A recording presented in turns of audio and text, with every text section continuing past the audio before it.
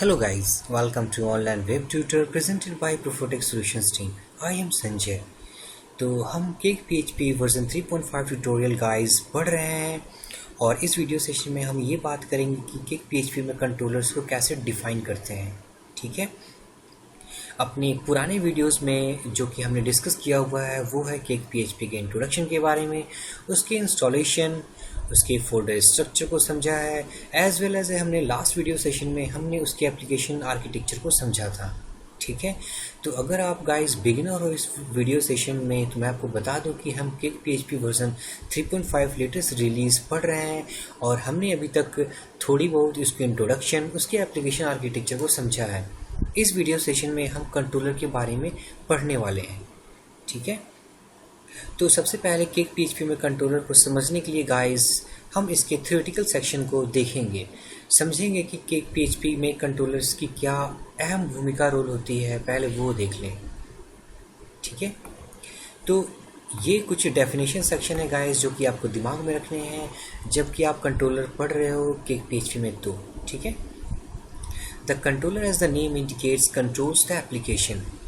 Controller नाम से ही लगता है जैसे कि ये किसी चीज़ को कंट्रोल कर रहा हो।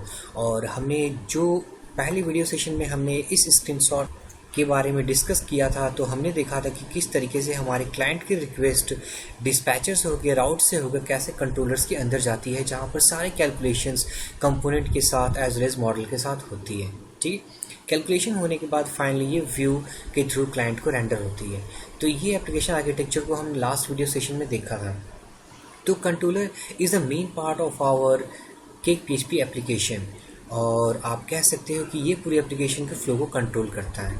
ठीक है, तो केक PHP में कंट्रोलर नाम से ही लगता है कि वो किसी एप्लीकेशन को कंट्रोल करती हो। ठीक है, it acts like a bridge between models and view. Obviously हमने देखा है कि वो डेटा कैसे मॉडल सेक्शन से रिट्राइव करके वो व्यूज़ पे ला कर रखती है, जिसकी वजह से हम क्लाइंट्स को रिस्पॉन्स रेंडर करते हैं। ठीक है, so it's act like a bridge between models and view.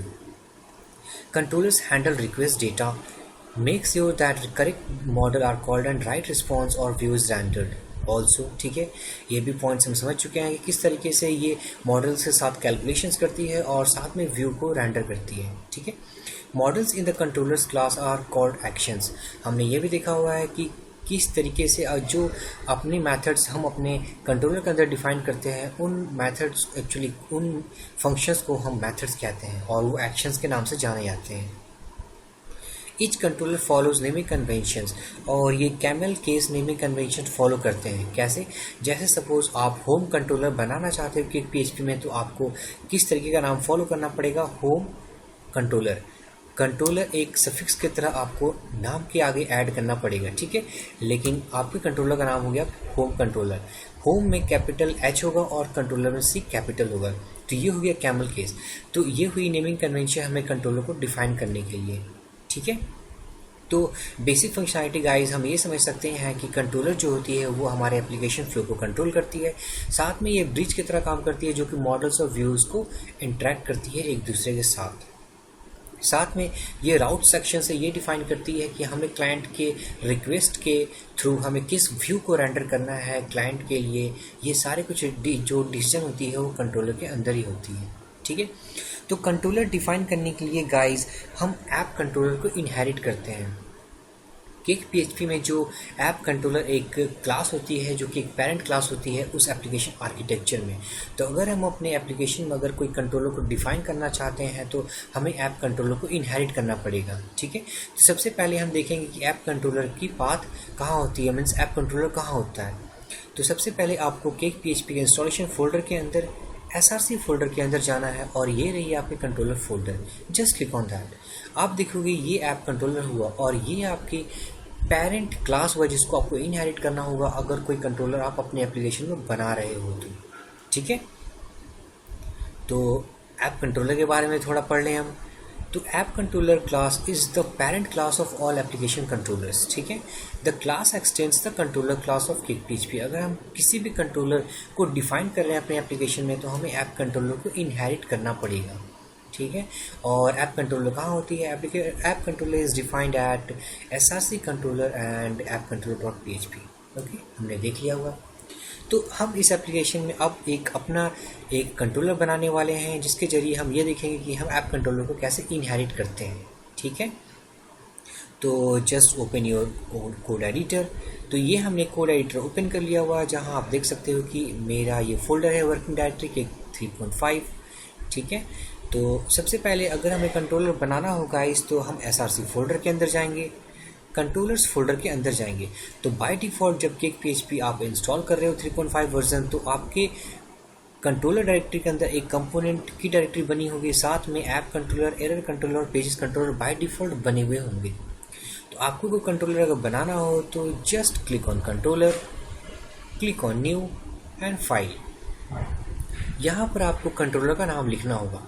तो नाम लिखने के लिए कैसे, आप सपोज हम टेस्ट कंट्रोलर बनाना चाहते हैं। ठीक है, तो आपको टेस्ट लिखना होगा, साथ में कंट्रोलर सफिक्स के तौर पर ऐड करना होगा लास्ट में। ठीक है, तो मैंने ऐड कर लिया हुआ है टेस्ट कंट्रोलर डॉट PHP। तो ये मैंने टेस्ट कंट्रोलर के नाम से एक कंट्रोलर इस कंट्रोलर फोल्डर के अंदर बना लिया हुआ है। ठीक है, तो अब टेस्ट कंट्रोलर को ओपन कर लेंगे। ये फाइल हमने ओपन कर ली। ओपन करने के बाद आपको कुछ सिंटैक्सेस याद रखने होंगे, जैसे नेम स्पेस ऐप के अंदर कंट्रोलर। ठीक है, हम नेम स्पेस ऐप कंट्रोलर और हम यूज़ करने वाले हैं ऐप कंट्रोलर ऐप कंट्रोलर को।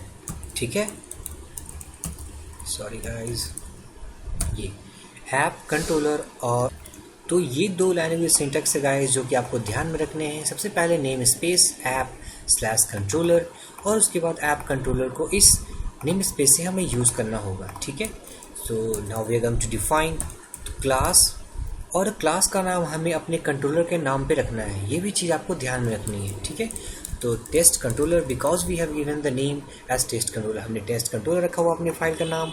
ठीक है, तो test controller extends app controller.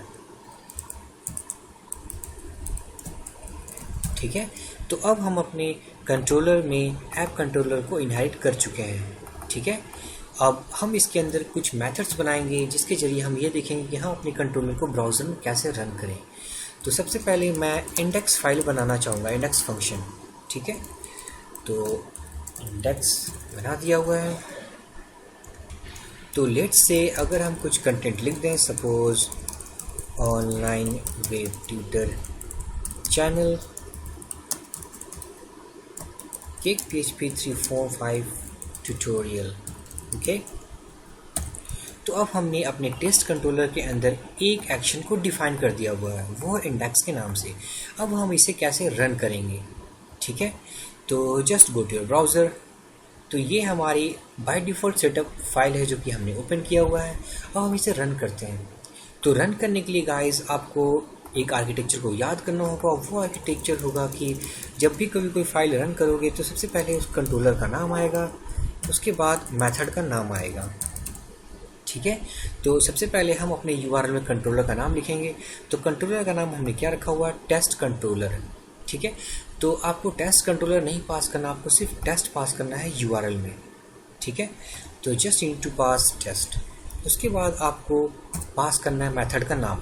तो हमने मेथड का नाम क्या रखा हुआ है, वो है इंडेक्स। ठीक है, तो इंडेक्स जस्ट टाइप करो इसे एंड प्रेस एंटर।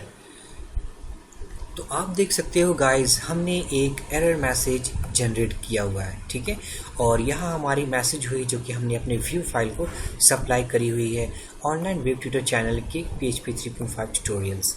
ओके, तो ये मैसेज हमने अपने इंडेक्स मेथड के अंदर सप्लाई किया हुआ है। साथ में हमें एक एरर भी मिल रहा है, और एरर आपको क्लियरली नोटिफाई करेगा कि the view for test controller index was not found. Means template के अंदर एक कंट्रोलर के नाम से एक फोल्डर बनेगी, उसके अंदर index.cdp फाइल हमें बनाना पड़ेगा। ठीक है गाइज, तो इस वीडियो सेशन में हम कोई भी व्यू फाइल के बारे में डिस्कशन नहीं कर रहे हैं, हम सिर्फ कंट्रोलर की मेथड्स के बारे में जानने की कोशिश कर रहे हैं। ठीक है, तो हम अब इस एरर को टैकल कैसे करें। मीन्स हम इस वीडियो सेशन में हम कोई व्यू फाइल नहीं बनाएंगे, तो फिर हम इस कंट्रोलर के मेथड को कैसे रन करें। तो केक PHP में अगर किसी मेथड को डायरेक्ट रन करना हो तो आपको this.auto_render इक्वल टू फॉल्स करना होगा। इसको लिखते ही गाइस जब आप इसे लिखोगे और यूआरएल में जब आप मेथड के नाम को हिट करोगे तो ये व्यू फाइल को सर्च नहीं करेगी, ठीक है, क्योंकि आपने ऑटो रेंडर फॉल्स कर दिया हुआ है। तो ये व्यू फाइल को रेंडर नहीं करेगी, तो आपके जो कंटेंट लिखे हुए हैं सीधे वही रेंडर होगी जब आप इस मेथड को हिट करोगे, ठीक है। तो अभी जैसे मैं हिट करूँगा इस यूआरएल को तो आप देखोगे कि ये अपने टेम्पलेट फाइल को सर्च नहीं करेगी अब, क्योंकि हमने auto render equal to false कर दिया हुआ है। तो सीधे ये स्टेटमेंट हम अपने ब्राउज़र में प्रिंटेड हुए देखेंगे, ठीक है। तो जस्ट प्रेस एंटर हेयर। तो आप देख सकते हो कि अब हम सीधे अपने आउटपुट को देख सकते हैं, क्योंकि हमने अपने ऑटो रेंडर को फॉल्स कर दिया हुआ है, ठीक है। तो इस तरीके से एक आध मेथड और बना लें हम।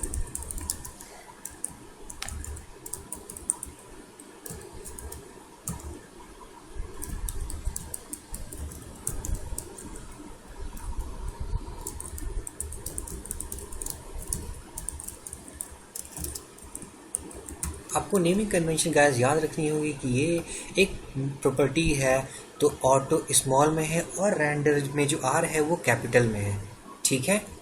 तो अगर आप चाहते हो कि आपके टेम्पलेट फाइल को ये सर्च ना करे ये मेथड, तो just simply you need to make auto render equal to false, और यहाँ पर आपके कस्टम मैसेजेस होंगे, ठीक है। So just I want in h4 tag,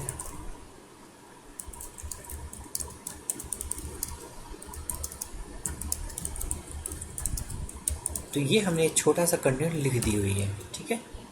तो जस्ट इसे रन करने के लिए सबसे पहले हम कंट्रोलर का नाम लिखेंगे, उसके बाद एक्शन का नाम।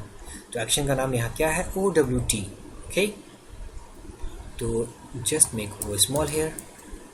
तो उसके बाद हम ब्राउज़र पे जाएंगे, test method as in index name here controller name, और उसके बाद OWT, जस्ट प्रेस एंटर। तो आप देख सकते हो simple method with no template file. ये मैसेज हमने अपने कंट्रोलर के इस मेथड के अंदर लिखा हुआ है, ठीक है। तो मैं आपको फिर से रिव्यू कर दूं गाइस कि हमने अभी तक क्या पढ़ा। हमने ये देखा कि हम अपने कंट्रोलर्स को कैसे डिफाइन कर सकते हैं। कंट्रोलर को डिफाइन करने के लिए गाइस आपको ऐप कंट्रोलर को इनहेरिट करना होगा, और ऐप कंट्रोलर कहाँ होती है, ऐप कंट्रोलर src फोल्डर के अंदर, कंट्रोलर फोल्डर के अंदर app controller dot php file. So if you want to make your custom controller then you need to inherit app controller, ठीक है। आपको इनहेरिट करना पड़ेगा, और हम अपने ऐप कंट्रोलर के कुछ थ्योरेटिकल सेक्शंस को देखे हैं और उसके नेमिंग कन्वेंशन को जाने हैं, ठीक है। तो सबसे पहले हम कंट्रोलर बनाने के पहले गाइस हमें इन दो लाइंस को लिखने होंगे, ठीक है, ताकि हम अपने ऐप कंट्रोलर को इनहेरिट कर सकें। तो just you need to include these two lines. उसके बाद आपको एक्सटेंस यूज़ करके आपको कंट्रोलर को इनहेरिट करना है। उसके बाद आप अपने एक्शंस को डिफाइन कर सकते हो। अगर आप auto render equal to false नहीं करोगे तो ये अपने एक्शन के नाम के थ्रू इस टेम्पलेट फोल्डर के अंदर वो उस फाइल को सर्च करने लगेगी, ठीक है। index.ctp file define under test directory. तो जबकि हमने व्यू फाइल नहीं बनाया हुआ है इस कंट्रोलर का, तो जाहिर सी बात है ये इसे मिलेगी नहीं। जब इसे मिलेगी नहीं तो ये एरर थ्रो करेगी, जैसा कि हम देख सकते हैं, मिसिंग टेम्पलेट एज एक्सपेक्टेड, ठीक है, क्योंकि हमने कोई टेम्पलेट फाइल नहीं बनाई हुई है, ठीक है।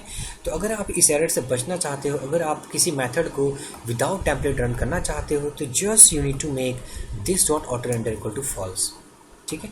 उसके बाद ये किसी टेम्पलेट को सर्च नहीं करेगी, सीधा ये एग्जीक्यूट कर जाएगी जो कि आपने लिखा हुआ है। तो ये है गाइस कंट्रोलर इन केक PHP, ठीक है।